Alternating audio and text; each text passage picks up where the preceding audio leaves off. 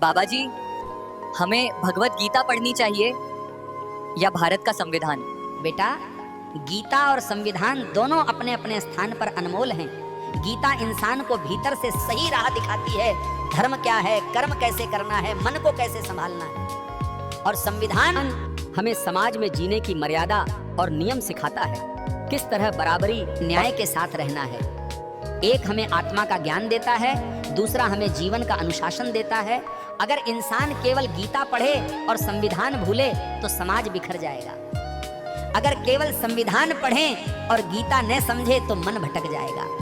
याद रखो बेटा, बाहर का जीवन संविधान से संभलता है और भीतर का जीवन गीता से। दोनों मिलकर ही इंसान को पूर्ण बनाते हैं। बाबा जी, लोग धर्म के नाम पर अंधेरा क्यों फैलाते हैं? बेटा, ये असली अंधेरा नहीं है, ये तो उनका धंधा है। जब दिल में लालच और स्वार्थ बैठ जाता है तो इंसान धर्म को भी कारोबार बना लेता है। वह लोगों के डर और भावनाओं का इस्तेमाल करके अपना मतलब निकालता है। पर याद रखो, असली धर्म कभी अंधेरा नहीं करता।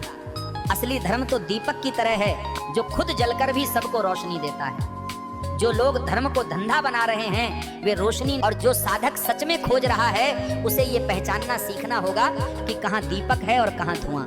याद रखो बेटा, धर्म आत्मा को जोड़ने का मार्ग है, धंधा सिर्फ जेब भरने का। फर्क समझ जाओ तो धोखे से बच जाओगे। बाबा जी, क्यों ऐसा लगता है कि इस संसार में कोई भी इंसान खुश नहीं है? बेटा, ये संसार ऐसा ही है। जिसे धन मिल गया वो स्वास्थ्य के लिए रोता है, जिसे स्वास्थ्य है वो संबंधों के लिए तड़पता है, जिसे संबंध मिल गए वो सम्मान के लिए परेशान है। हर इंसान को लगता है कि उसकी कमी पूरी हो जाए तो सुख मिल जाएगा, लेकिन जब वो कमी पूरी हो जाती है तो मन नई कमी ढूंढ लेता है। यही माया का खेल है। बाहर भागो तो कभी तृप्ति नहीं मिलती। सच्चा सुख तब मिलता है जब इंसान भीतर देखता है। बाहर की चीजें कभी पूरी खुशी नहीं देंगी, असली शांति तो भीतर से आती है।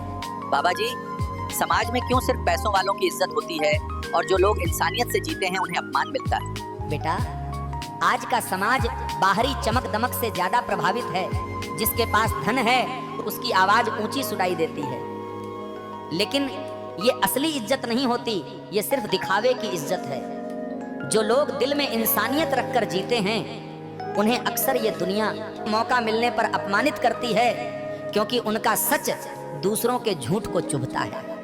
पर याद रखो बेटा, असली सम्मान और शांति भीड़ से नहीं मिलती। असली इज्जत वही है जो परमात्मा और अपनी आत्मा के सामने हो। दुनिया भले ताने दे, पर अगर मन साफ है, कर्म सच्चे, इंसानियत दिल में है तो वही सबसे बड़ी जीत है। धन की इज्जत समय के साथ मिट जाती है, इंसानियत की इज्जत समय के साथ अमर हो जाती है। बाबा जी, अगर किसी को प्रेम में दर्द मिला हो तो वो उस दर्द से कैसे बाहर निकले? बेटा, प्रेम अपने आप में कभी गलत नहीं होता। प्रेम तो पवित्र है।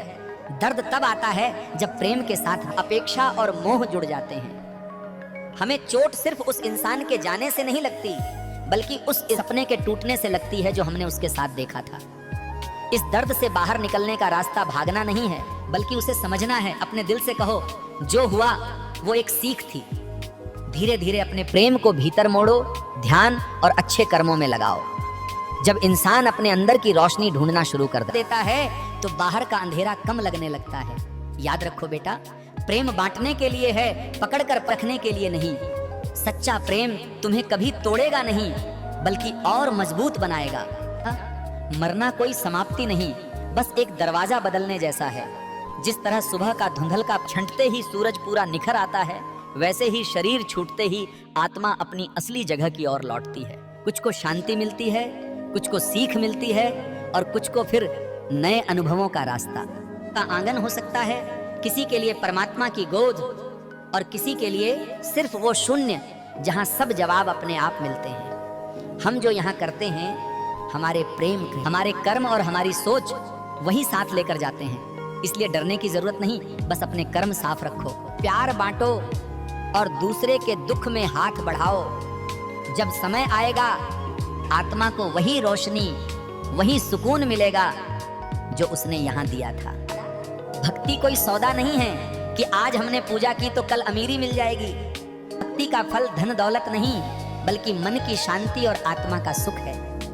गरीबी आना यह नहीं था कि परमात्मा नाराज हैं, बल्कि ये हमारे पिछले कर्मों का हिसाब है और हमारी सहन शक्ति की परीक्षा है। भी कभी ईश्वर हमें कमी देकर यह दिखाते हैं कि असली सहारा पैसा नहीं, बल्कि विश्वास और साहस है। और जो इस कमी में भी परमात्मा का नाम नहीं छोड़ता, वही सच्चा भक्त है। याद रखो बेटा, धन से बड़ा खजाना संतोष है। जिसके दिल में विश्वास और संतोष है, वो सबसे अमीर है, चाहे जेब खाली क्यों न हो। साइंस ने हमें आसमान के तारे तो दिखा दिए, लेकिन अंदर के अंधेरे को हटाने की ताकत केवल भक्ति और आत्मज्ञान में है। रॉकेट हमें लाखों किलोमीटर दूर ले जा सकता है, लेकिन मन की बेचैनी से एक कदम भी दूर नहीं कर सकता। असली यात्रा बाहर नहीं, भीतर की है। इंसान बाहर की दुनिया जीतना चाहता है, लेकिन जो अपने दिल और दिमाग पर जीत ले लेता है, वही सच्चा विजेता है। याद रखो बेटा, चांद और मंगल पर पहुंचना बड़ी बात है, लेकिन अपने ही दिल में बसे परमात्मा तक पहुंचना सबसे बड़ी उपलब्धि है। बाबा जी, आप क्यों कहते हैं कि मंदिर में फूल मत चढ़ाओ? बेटा, मंदिर में फूल चढ़ाने से परमात्मा खुश नहीं होते, क्योंकि परमात्मा को हमारी चीजों की जरूरत ही नहीं है।